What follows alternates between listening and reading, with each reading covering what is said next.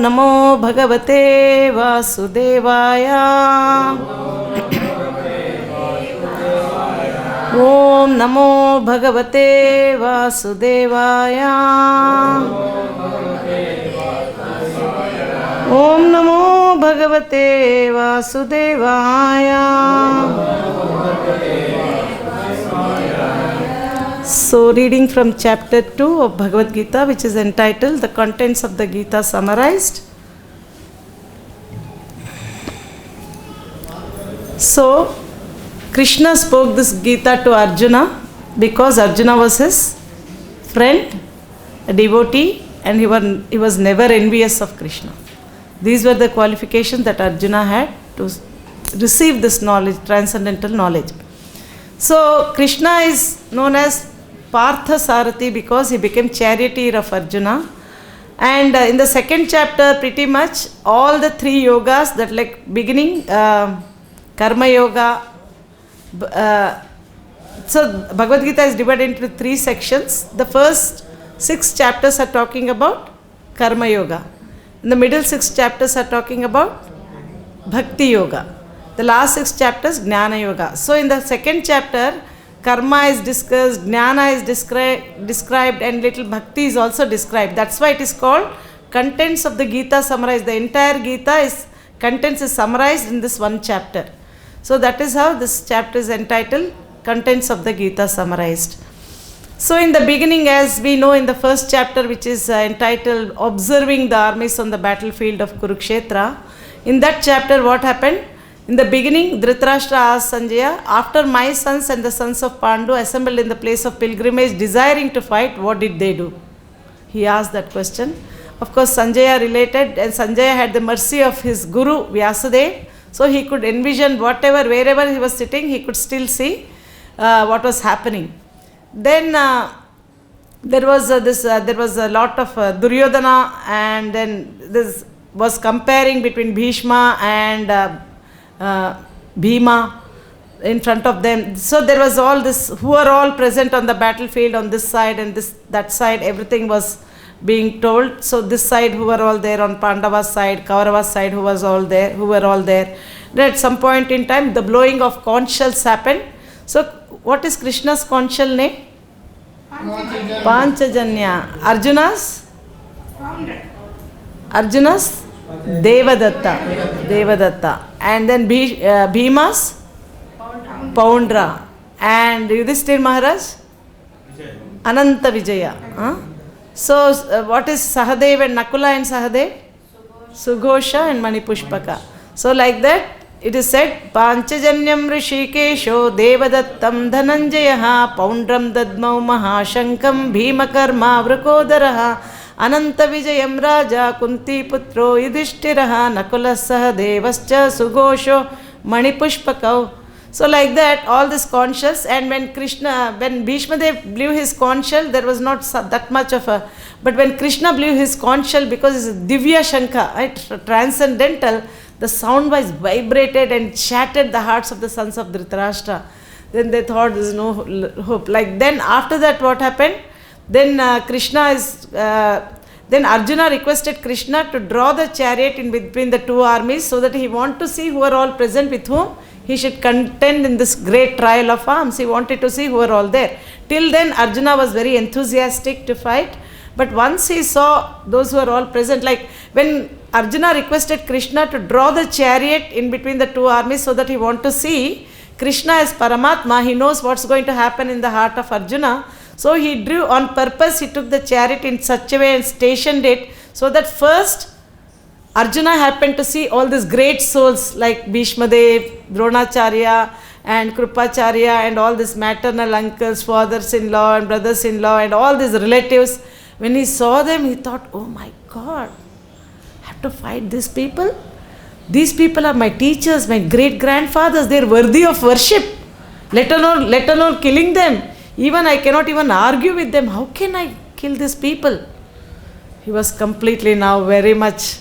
So then the signs of victory on the sides of Pandavas. Can anyone tell what were the signs of victory for the Pandavas?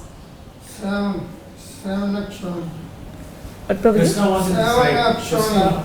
Yeah, Lord Kṛṣṇa is there on their side. Wherever Krishna is there, their goddess of fortune is also there.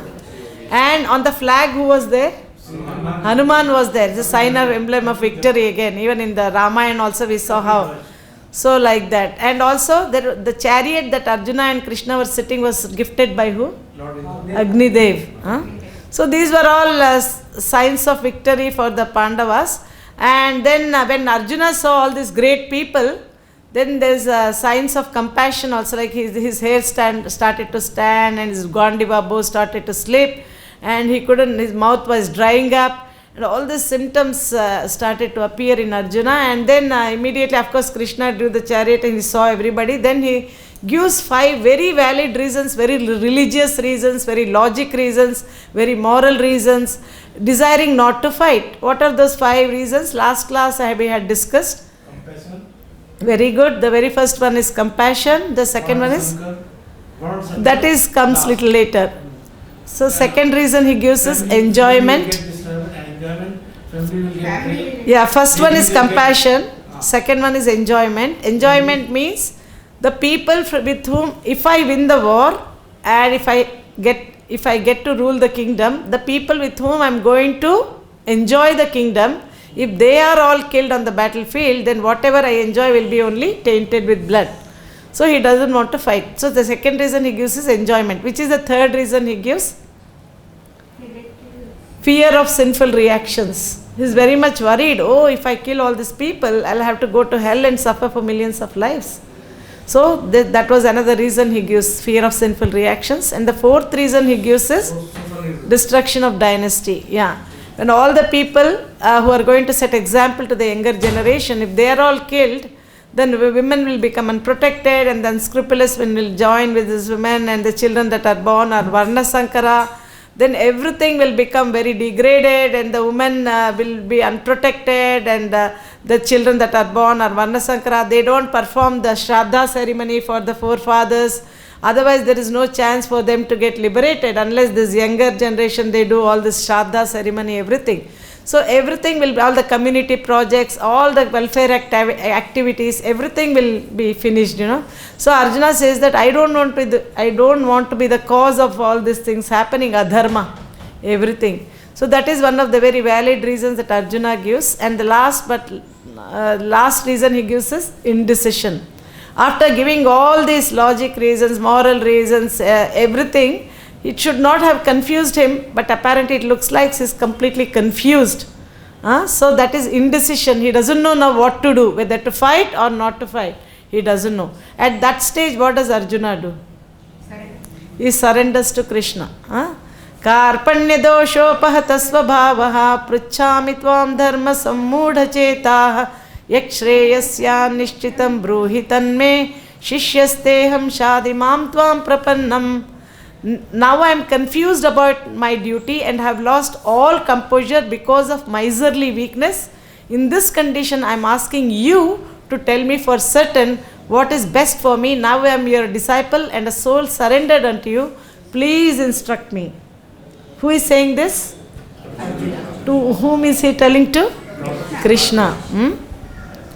So now, all this time Arjuna said compassion, enjoyment, fear of sinful reaction, destruction of death. And after telling all that, it should not have confused him, but he is now totally confused. So in that purport of this Karpanya dosha verse, it says that complete material thing, everything is a source of perplexity for everyone. It behooves one to approach a bona fide spiritual master.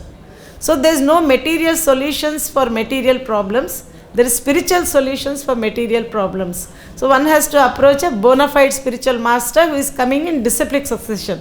We know how in the 4th chapter Krishna says how to attain transcendental knowledge.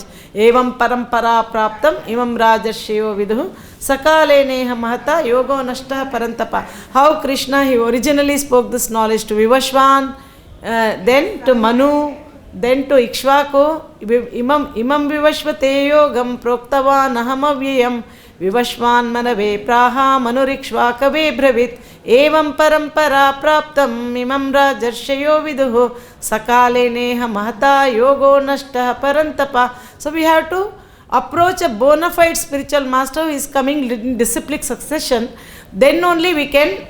So, and it also in that purport, Prabhupada says that one who has a spiritual master should know everything. So that is why it's very important that we have a spiritual master. Otherwise, this material world is compared to samsara dava nalalida loka tranaya karanya gana gana tvam praptasya kalyana gunanavasya Vande Guru Sri Charana Ravindam. In the morning we are singing, right? So these are the prayers to the spiritual master, because the spiritual master, he extinguishes the fire of this conditional life in the heart of the devotee of the Lord. I think somebody is calling. So this shower of mercy by the devotees, the Guru will shower mercy on the disciples so that the fire will be extinguished. That is why it's very important to have a spiritual master. So everybody needs a spiritual master. If, of course, the first spiritual master is our Guru. So okay, we will stop, I think. So like that, everybody needs to have a spiritual master. Otherwise, we are in perplexities of life. So who is called a miser? Who cannot solve the problems of life. What are the problems of life? Birth, death, old age and disease. People, they do not, they cannot solve the problems of life. Such people are called Kripana, misers. The opposite of Kripana is Brahmana, who is more liberal, who wants to know about God and want to solve the problems of life by approaching a bona fide spiritual master. So like that purport is very important. Then Krishna, at one stage he thought that, what is this? Arjuna told all these things, now he is surrendering to, now you are surrendering to me. So Krishna's first, he said, he became very then Tamuvacha Rishikesha Prahasan Niva Bharata Senayor Bhayor Madhye Vishidantam Midam Vachaha. So Krishna started to smile. Prahasan Niva Bharata started to smile at Arjuna. What Arjuna? You spoke all these big things, now you are surrendering to me. He started to smile. But that smiling expression slowly changed to very grave. Guru means heavy, not light. Because Arjuna surrendered to Krishna, he became Guru. Now Krishna, like last time I told you, they both were friendship, right? When Arjuna surrendered, it became like this. Who is this? Who is this? Arjuna. So now Krishna has taken the superior position of a spiritual master, and Arjuna has become disciple now. So at this time when they were like this, they were friendship. That Sakhya Rasa was going on. When Krishna became Guru and Arjuna became a disciple, what rasa it changed it to? Dasya is correct, but it's not the accurate one. It's changed to Vatsalya. Guru and disciple relationship is like father and son, more like affection. So like that, Vatsalya rasa it changed to. It is called Rasa Sandhi. There is a change in relationship. Is called Rasa Sandhi. There is a change from friendship to Vatsalya rasa it changed to. So then Krishna became Guru and he started to chastise Arjuna, saying that when we go to school, what do we learn first? A, B, C, D, E, F, G, H, I, J, K, L, M, N, O, P. So Krishna began Sri Bhagavan Uvacha Ashocyan A. Ashocyananvashocastvam prajnavadamscha bhāṣase gata sunna gata samscha nanushocanti pandita. So Krishna said, while speaking learned words, you are mourning for what is not worthy of grief. What is that is not worthy of grief? The material body, right? What is not worthy of grief? Those who are wise lament neither for the living nor for the dead. So Krishna is telling that, Arjuna, you don't know who you are. You don't know what is your true identity, but you are talking like big Pandit. Then Krishna begins to tell, Natpevaham jatunasham. So Arjuna gave this very first reason, compassion, right? So Krishna is countering that argument of Arjuna, compassion, because Arjuna is thinking everybody assembled on the battlefield of Kurukshetra as they are their material bodies. So Krishna is now enlightening Arjuna in jnana. What is that? Knowledge. What instruction is Krishna giving in the very beginning of Bhagavad-gītā? The soul can never die, the body can never be saved. The soul can never be killed, the body can never be saved. That is the jnana, knowledge Krishna is going to give to Arjuna in verses 11 to 30. Very nicely is telling, natvevaham jatunasham natvam ne me janadhipa nachaiva na bhavishyamaha sarve vayam matah param. Never was there a time when you did not exist, nor I, nor all these kings, nor in the future shall anyone cease to be. Then he says, dehinosmin yatha dehe kaumaram yavvanam jara tathā dehantara praptir dhīrastatra namuhyati. As the embodied soul continually passes in this body from boyhood to youth to old age, the soul similarly pass into another body at death. A sober person is not bewildered by such a change. So as the embodied soul continually passes from boyhood to youth to old age, similarly the soul passes into another body at death. So one should not, actually Krishna is telling Arjuna that you should actually rejoice. Why? Because Bhishma and Drona, they are all old now. Their bodies have become very old, jara, old. So that is why actually they will be changing their bodies, means actually you should rejoice. But Arjuna is telling, no Krishna, I am related to this particular body of Bhishma, this particular body of Drona. Then Krishna is telling, you have to learn to tolerate. What's that? Matra sparshastu kaunteya sitoshna sukha dukkha daha agama paino nitya-jātaṁ stitikshasva bharata. Oh son of the non-permanent appearance of happiness and distress and their disappearance are like the appearance and disappearance of winter and summer seasons. So one must learn to tolerate them. Tolerate them. Only then one can elevate to the platform of knowledge, then one can get liberated. So one has to learn to tolerate these onslaughts which are temporary by nature. The summer will come, that will not remain permanently, then winter will come, winter will not be permanent. Similarly, happiness, sukha, dukkha, they come and go, one must learn to tolerate them. Then he says, yamhina vyatayante pite purusham purushar-sabha samadukha sukham dhiram somrtatvaya kalpate. He says that those who are those who see happiness and distress equally, then those people are eligible for liberation. Samadukha sukham dhiram somrtatvaya kalpate. Then they said, nasato vidyate bhavo na bhavo vidyate satah ubhayorapi drishtontas tvanayos tattvadarshibhihi. Those who are seers of truth have concluded that of the non-existent, the material body, there is no endurance, and of the eternal, the soul, there is no change. This they have concluded by studying the nature of both. What is that? Matter and spirit.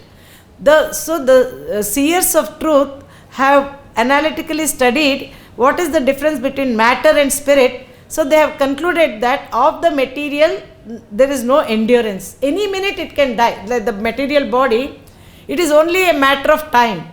Now it is there, maybe next moment it may finish.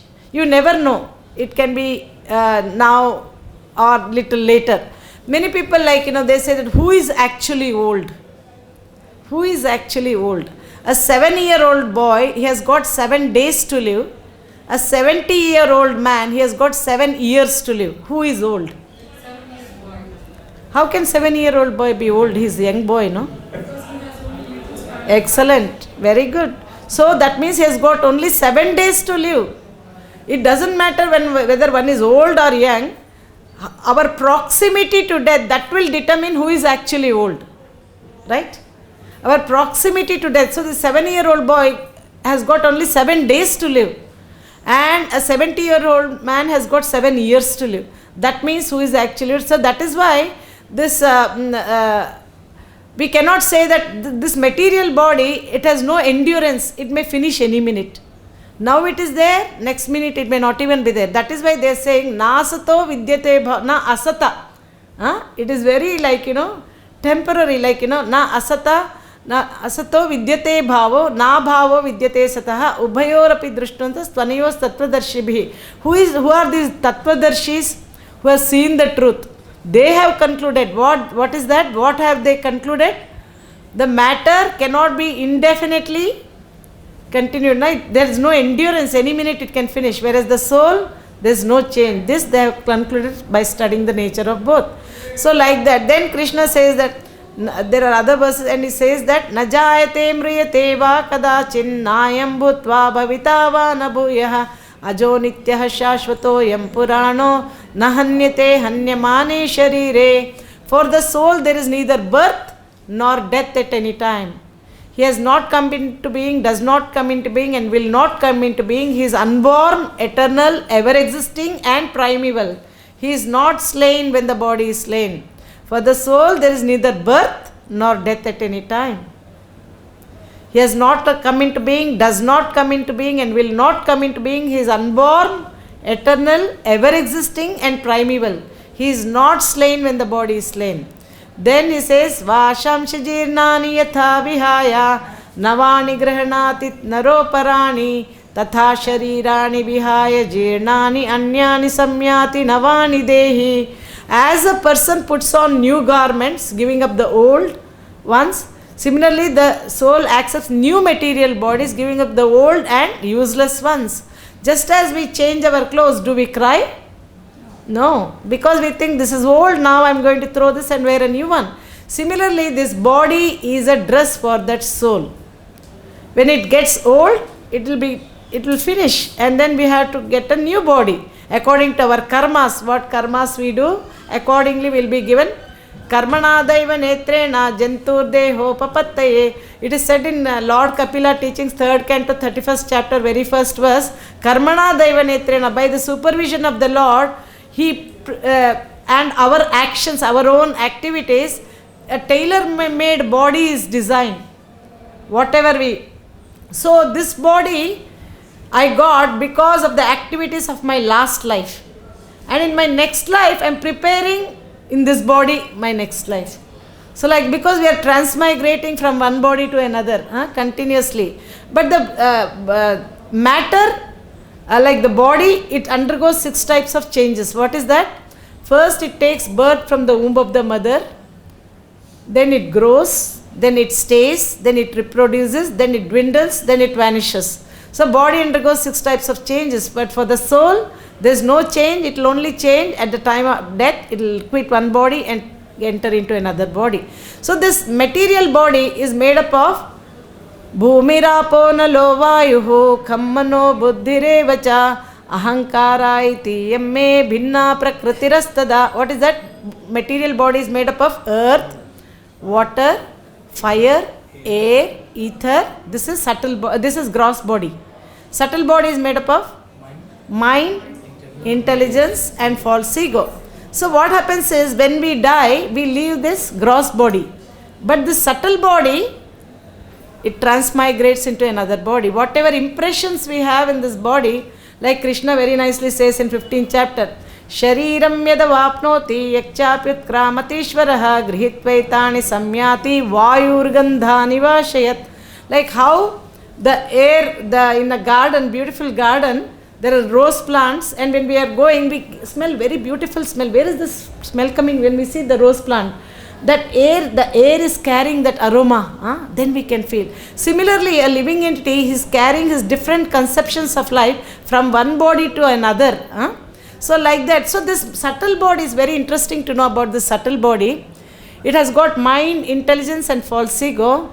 This mind is very, very important, because that whatever impressions we are carrying, we are continuously going on transmigrating through this mind. Krishna says, Mamaivaamsho jivaloke jivabhutah sanatanaha manashashtanindriyani prakritisthani karshati. The living entities in this conditioned world are my eternal fragmental parts.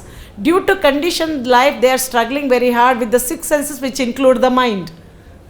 Mind is the one that is making us transmigrate. That is why it's very important to make our mind very healthy.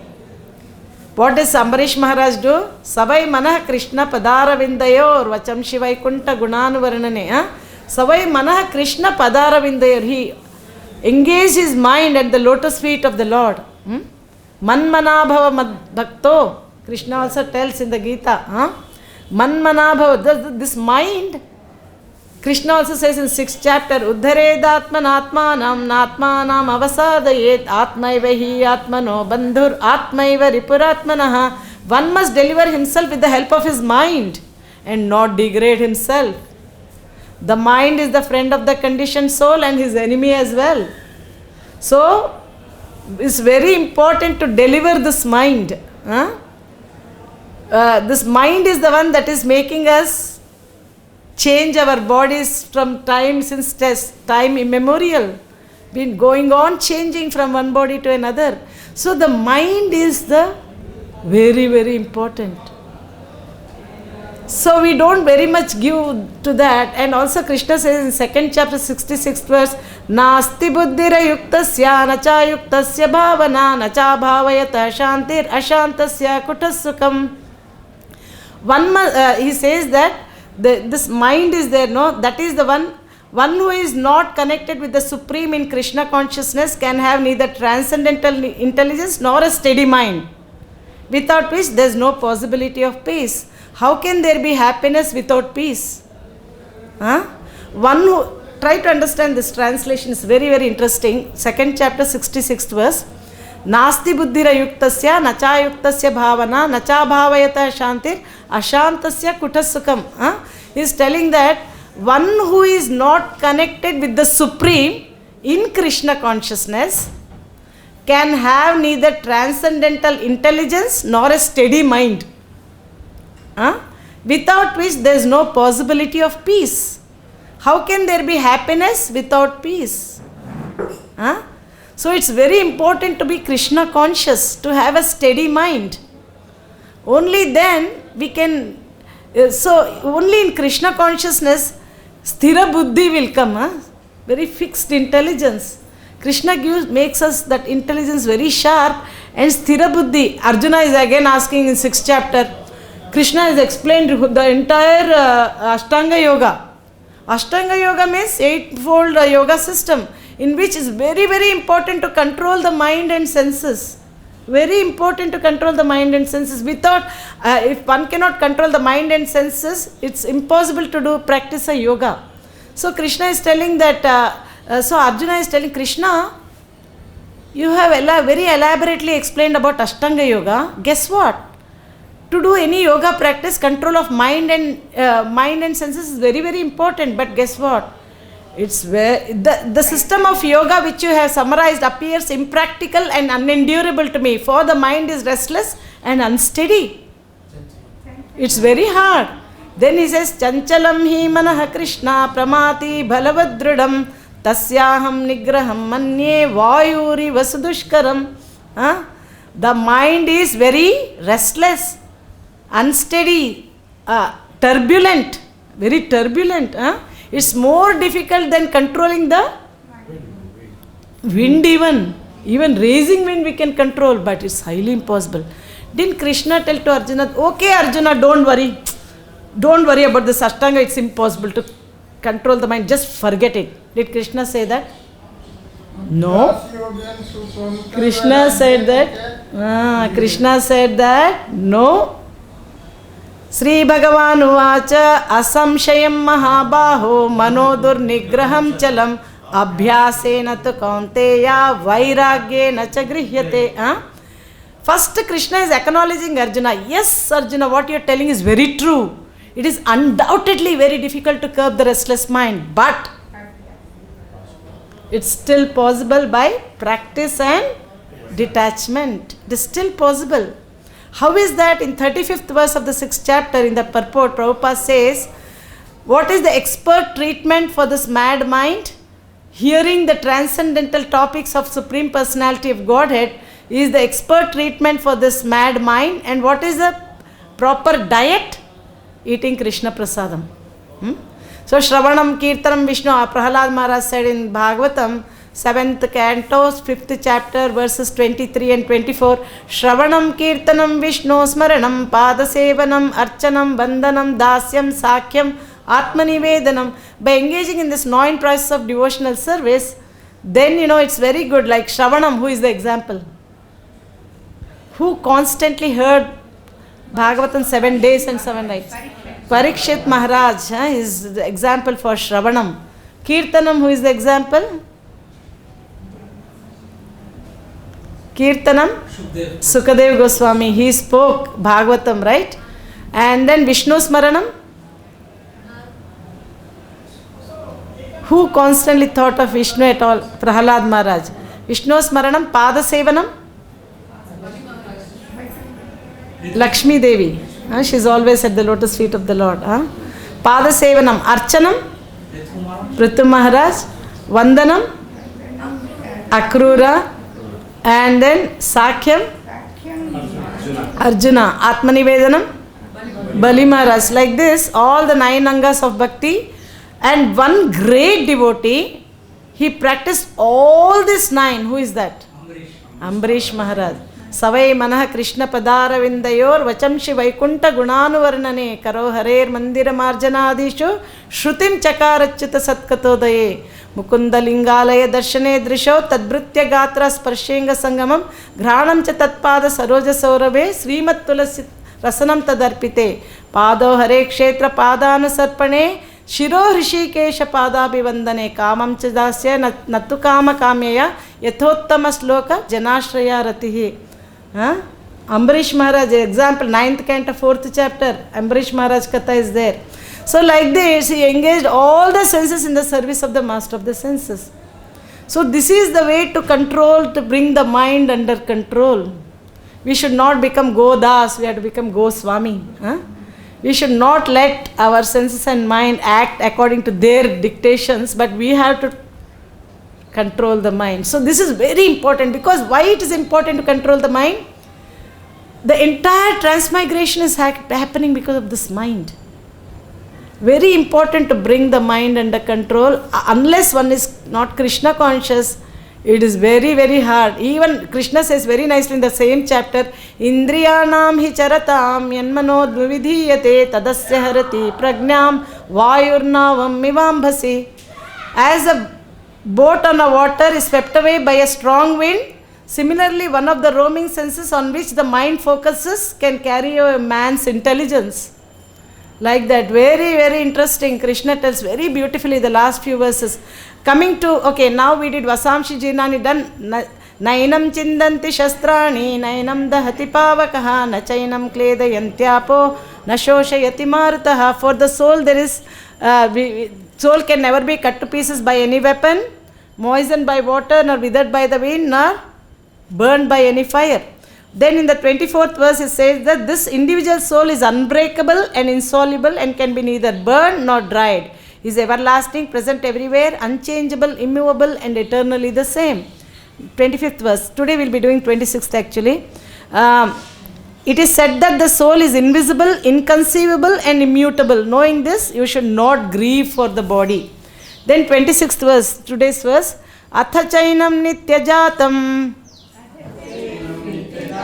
nityam va manyase mṛtam tathāpi tvam mahā-bāho nainaṁ śocitum arhasi.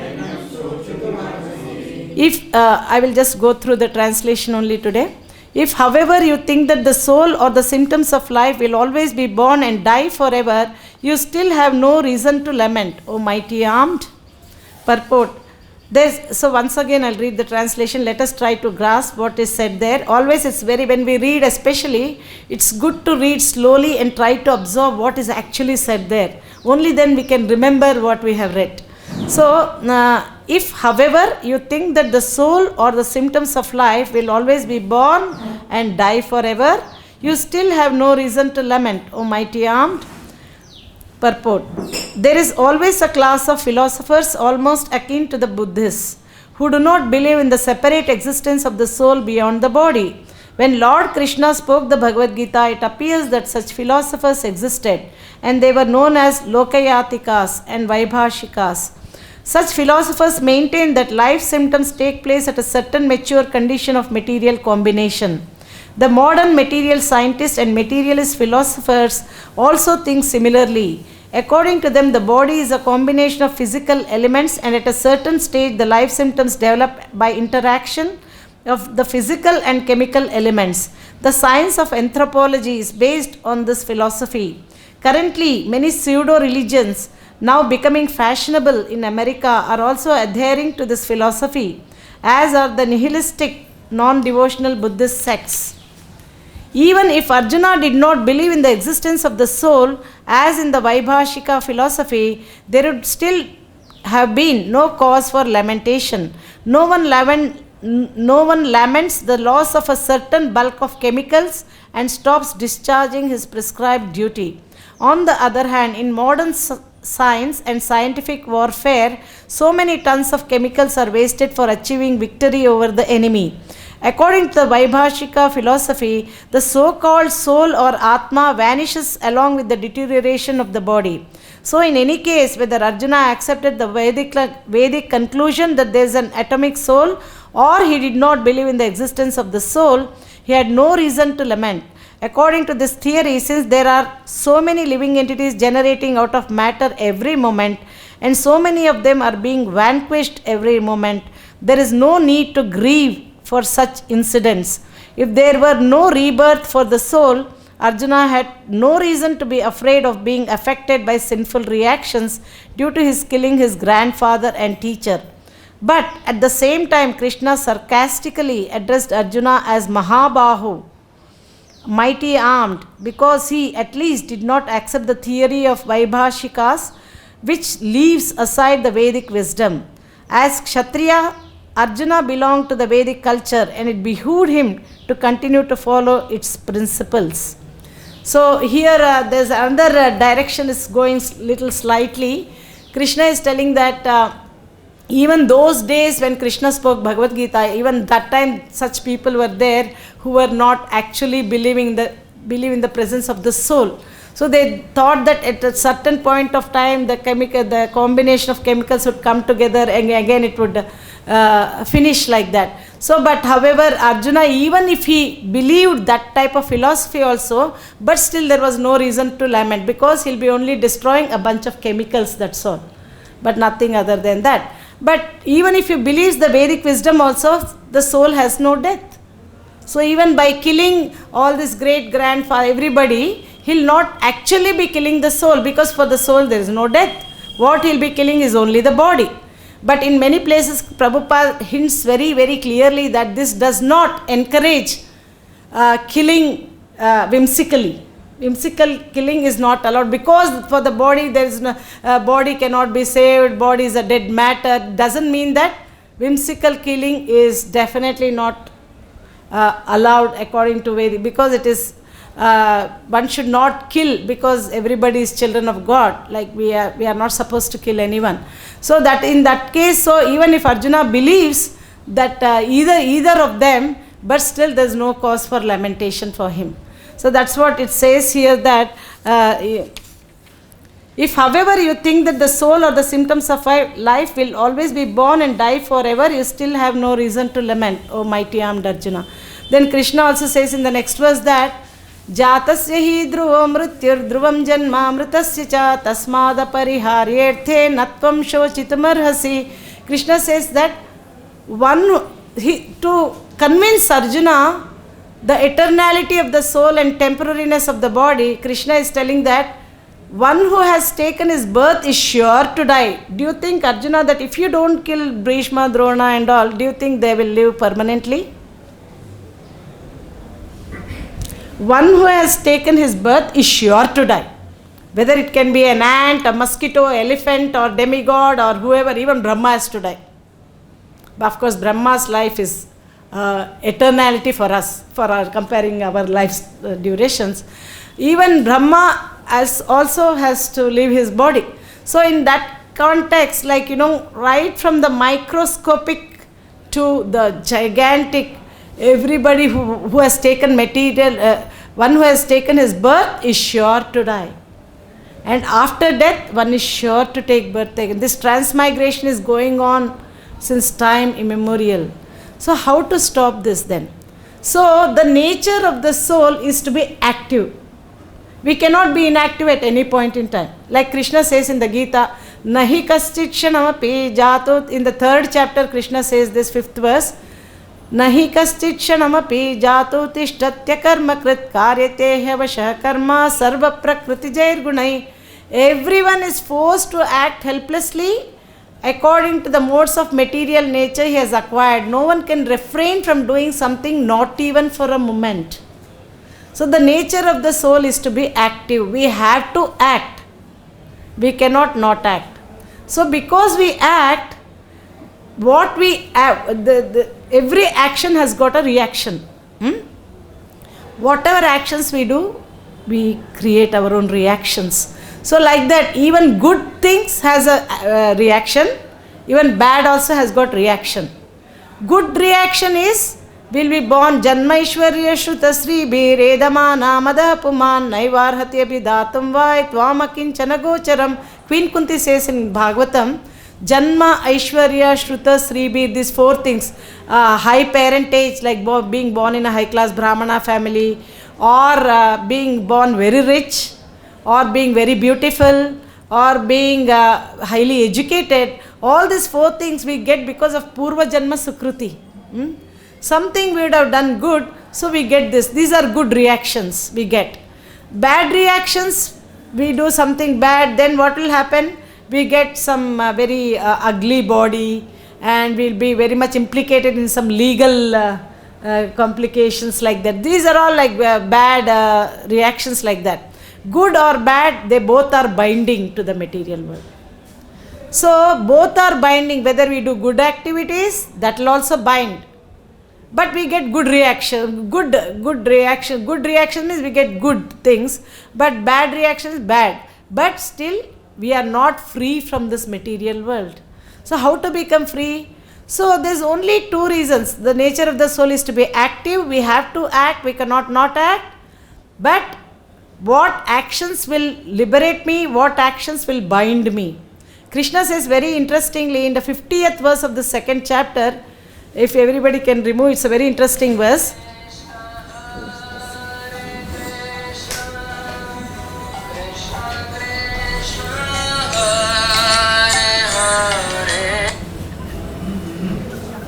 I don't know, maybe I should put it off.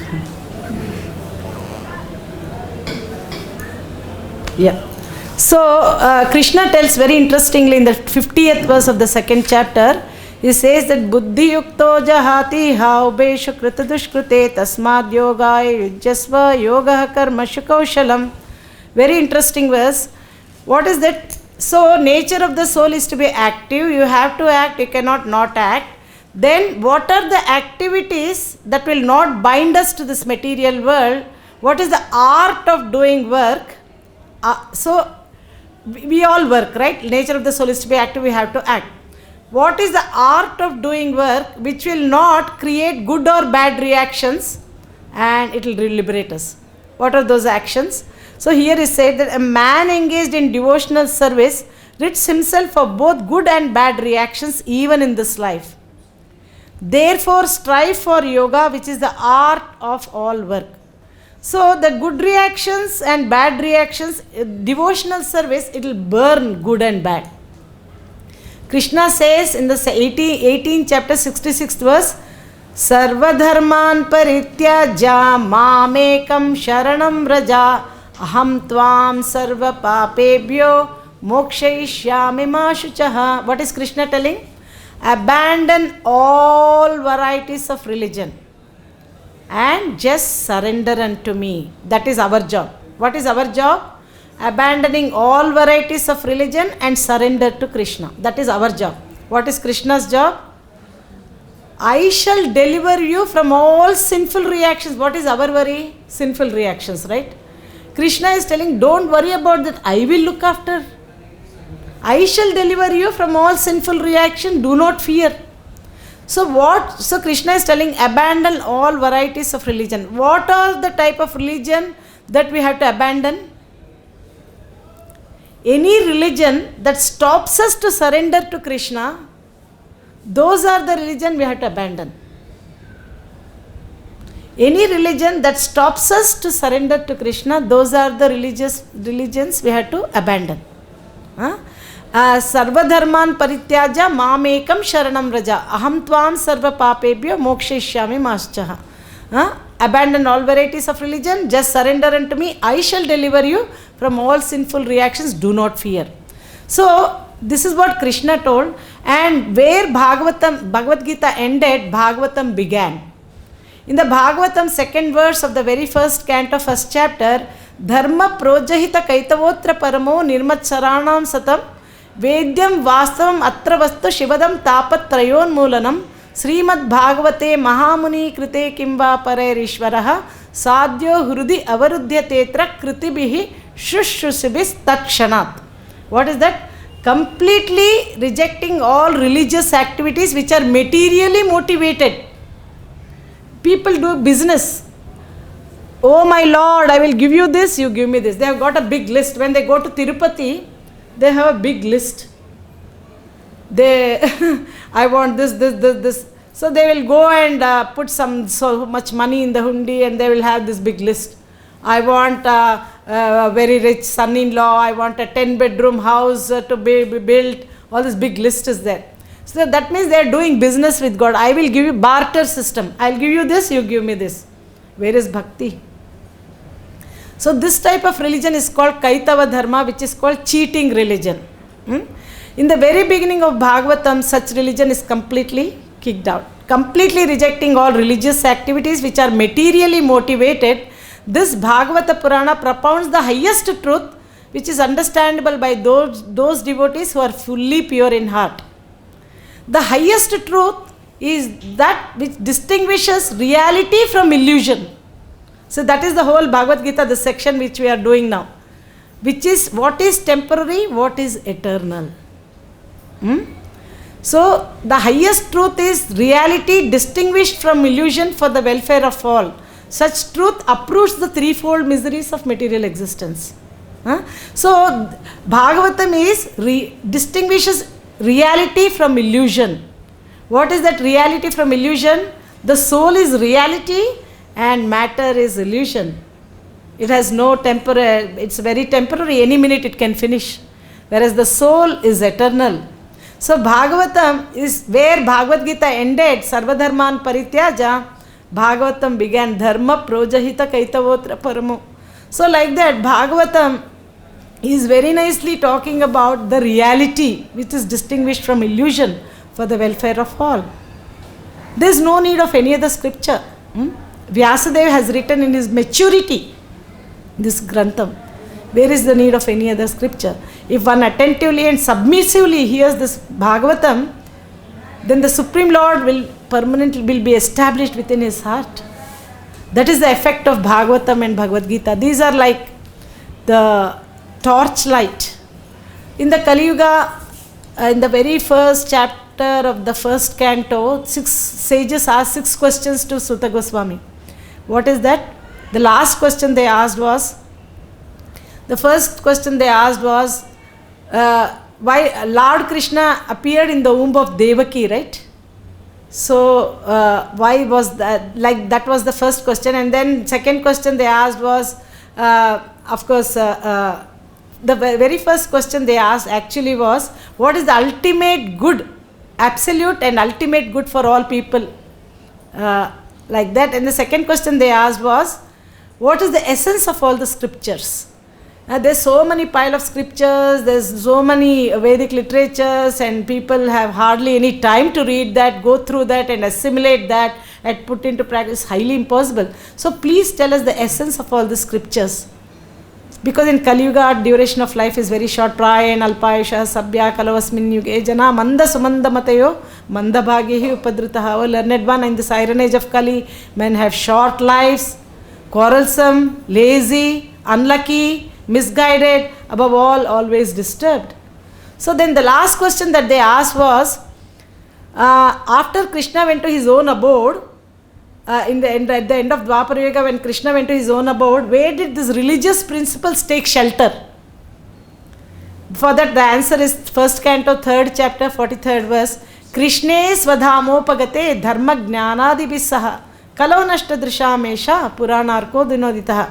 Krishna Swadhamapagati. When Krishna went to his own Swadhama, along with him he took Dharma and Jnana. Then the moment Krishna left this earth, Kali Yuga started. The very moment he left, Kali Yuga started.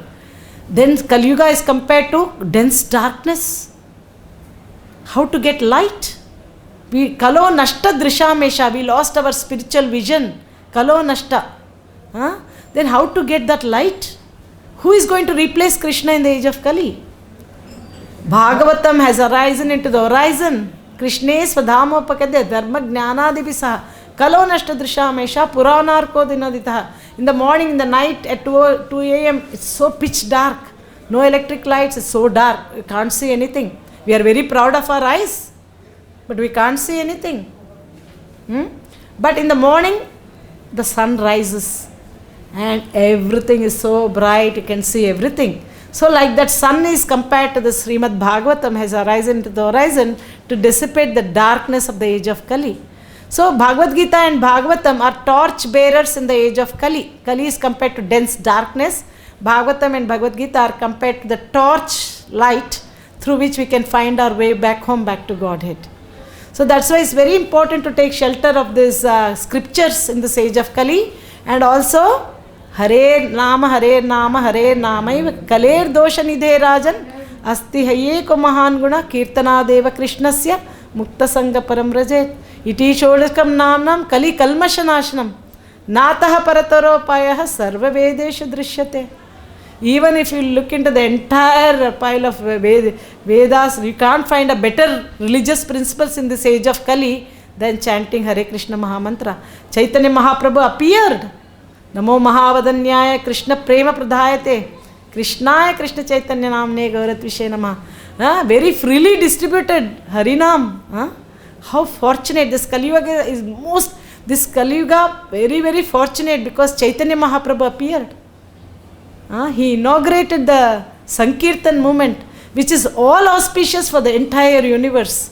The sound vibration of Hare Krishna Mahamantra, complete Tadvag Visargo Janataga Viplavo Yasmin Pratislokam Abhaddhavatyapi Namani Anantasya Yashonkitani Yat Shrinvanti Gayanti Grinanti Sadavaha Nayadvachas Chitra Padam Hare Resho. Very beautiful, these two verses, they come in every canto of Srimad Bhagavatam. How Krishna's Nama Rupa Gunalila are completely will bring a revolution in the misdirected population of this world. So potent, this Bhagavatam, the glories of Krishna's transcendental pastimes. Krishna says, Janma karma chame divyam evam yo veti tatprataha tyaktva deham punarjanma naitima meti sorjana. One who knows the transcendental nature of my appearance and activities does not upon leaving the body take his birth again into this material world but attains my eternal abode. Krishna very mercifully appeared and performed this transcendental pastime so that we can hear today and all our karma. Tava kathamritam tapta jivanam kavi biriditam kalmashapaham Shravanamangalam Srimadatam Bhuvi Grananti Ye Bhurida Janaha. Like that. Gopi Geet. Very beautiful. Prataprudra. King Prataprudra was massaging the Lord's lotus feet. When he sang this particular stanza, Chaitanya Mahaprabhu embraced him in the torrents of both the tears were just rolling like that, Very beautiful this pastime, all this Gopi Geet, very nice. Thank you all very, very much for your kind attention. Hope it made sense what I spoke. Thank you all very, very much. Hare Krishna.